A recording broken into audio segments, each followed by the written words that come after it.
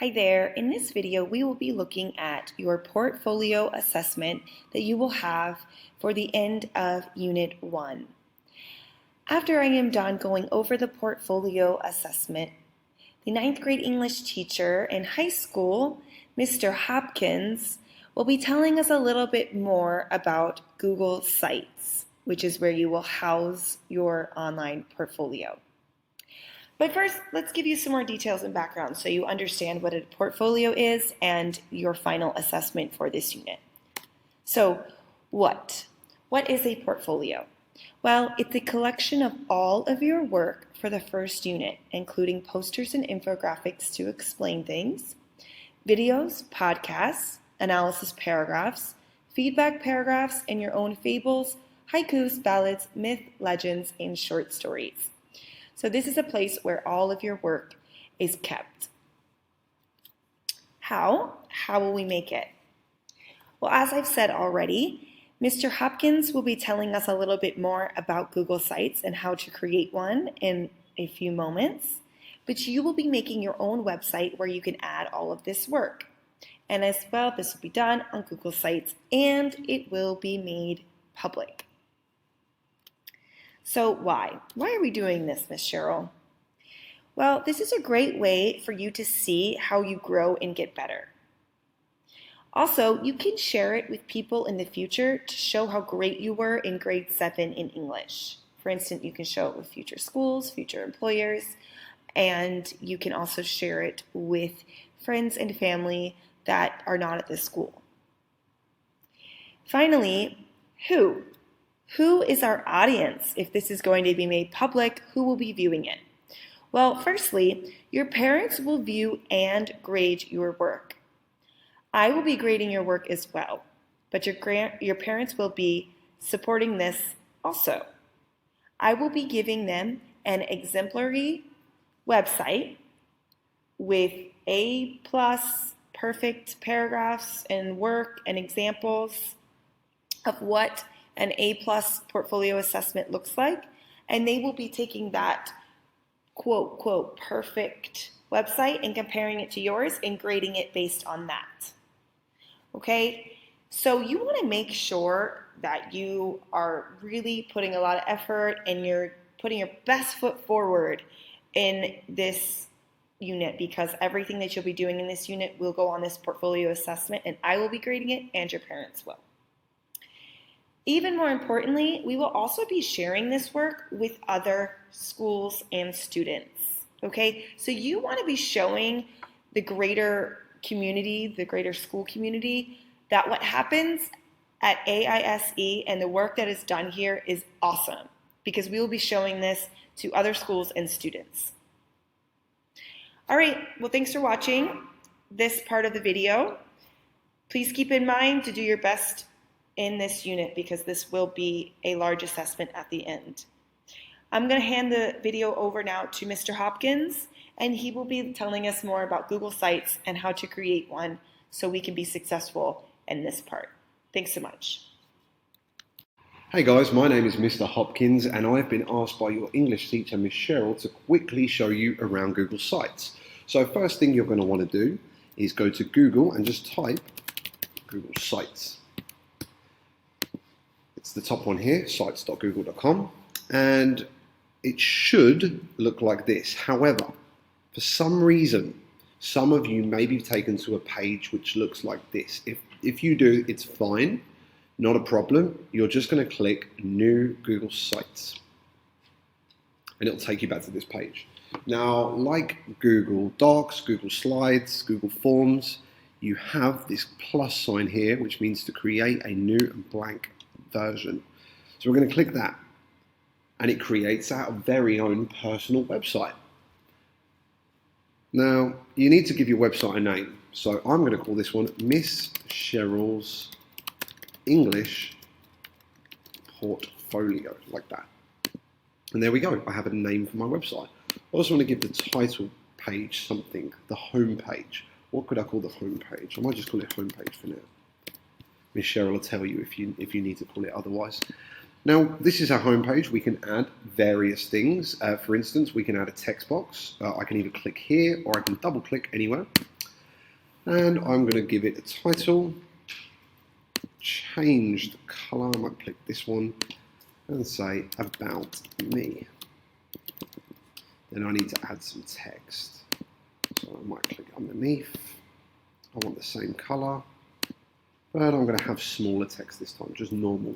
My name is Mr. Hopkins. I should probably get rid of that. Now, I might want to add a picture. If I want to add a picture, there's loads of options that I have. I can upload directly from my computer, or I can go on the internet and get some. So I can actually search directly from Google. I might put in, hello. I think this man looks a bit like me, so I'm going to have that. I can do this directly from Google search. I can move that around, so I'm going to move that here. Or there's another interesting thing I can do. I can add from my drive, or I can get a URL. I'm going to show you this really quickly because I use this all the time. So go to Google, and I'm going to put English meme.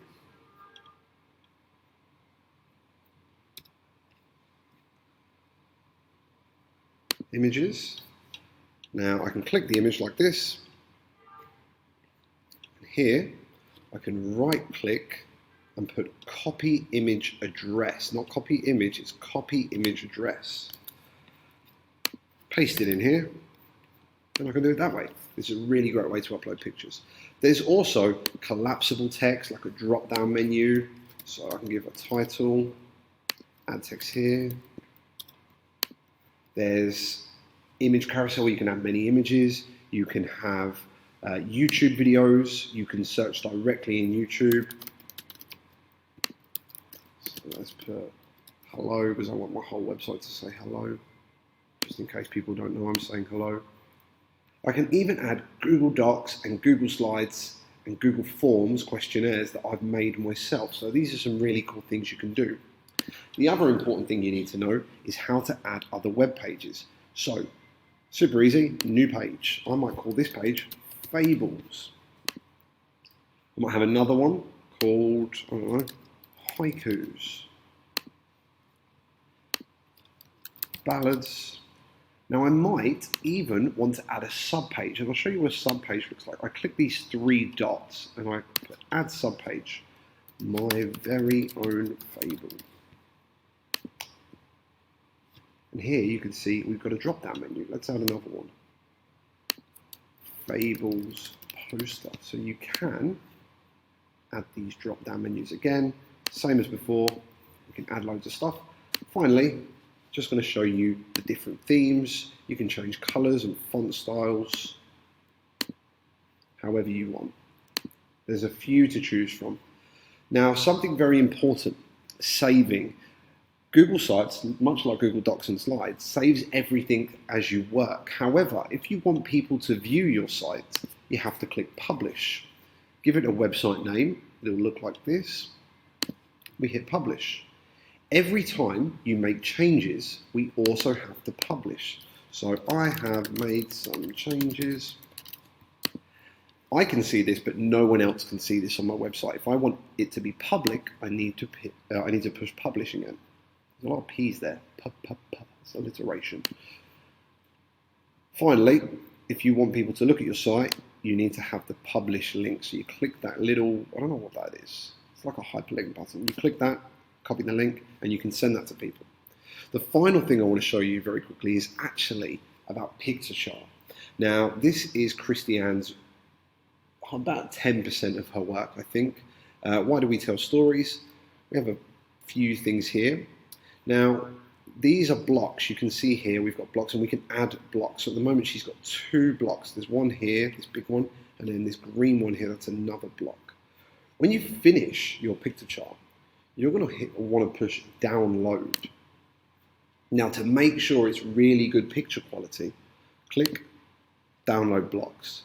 Now, because we haven't paid for this, we have the free one. It's going to save as a PNG file. We can click normal or medium, but we need to hit download as blocks. If we do it as one big image, it won't be very clear. We can just download as PNG. I've already downloaded it, so I don't need to. And then on our website, we can actually add this. We can add this picture. So where am I going to add it? Let's add it at the bottom.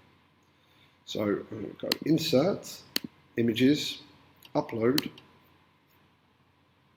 I have to find it now. Somewhere on her desktop. She doesn't organise her files very well, does she? Wow. And I put them both there. So when you're ready, this is how you can put your picture chart in there. We can change the size of this. I'm actually going to make this a bit bigger. Look at that. It's beautiful. It's majestic. Again, because I've made changes, do not forget to hit publish. If you have any questions, please ask your teacher, Miss Cheryl, and if she doesn't know, I'm sure she'll ask me. All right, a big thanks to Mr. Hopkins for giving us a tutorial about Google Sites. Lastly, for our portfolio assessment, we need to do a few things on our websites that will be required of you for the assessment. Step 1, create your website. Step 2, add the following pages onto your Google Sites. So first you need a home page. Then you need a page for fables. You need a separate page for haikus, separate page for ballads, and a separate page for myths and legends. Mr. Hopkins showed us how to do that. You can do that by going to pages and hitting the plus button. You will be making drop-down menus for fables, haikus, ballads, and myths and legends, but we will look at that later on as we progress through these different types of literature. Okay, step 3, on your home page, so on the first page, please personalize it. Okay, so we want to learn a little bit more about you and what the page is for. So add the following. Add an About Me section with a picture. Add a website introduction and the purpose of the website. And that is where you will be embedding or uploading in blocks, as Mr. Hopkins taught us, your Why Do We Tell Stories infographic. Okay, so I know I had you, or I will have you, send me a link to your infographic for your initial post, but as I have told all of you, this is a 2-part assignment. The final part is to create this Google site with all of these requirements, and then as well, you want to upload that infographic on Why We Tell Stories onto your home page. So I'm going to show you an example of an About Me section. So there's a picture. This is me teaching my students in Thailand a few years ago. So have a picture of yourself. Make sure it's appropriate, obviously. And then you just need to tell us a little bit about yourself. I kind of joked around with mine, but yours needs to be serious. So my name is Miss Cheryl. I am 86 years old and I study at AIS in Cairo. Something interesting about me which I'd like you to know is that I have been skydiving. This shows that I am brave. My favorite thing to do on the weekend is binge watch Netflix. My favorite show is Friends.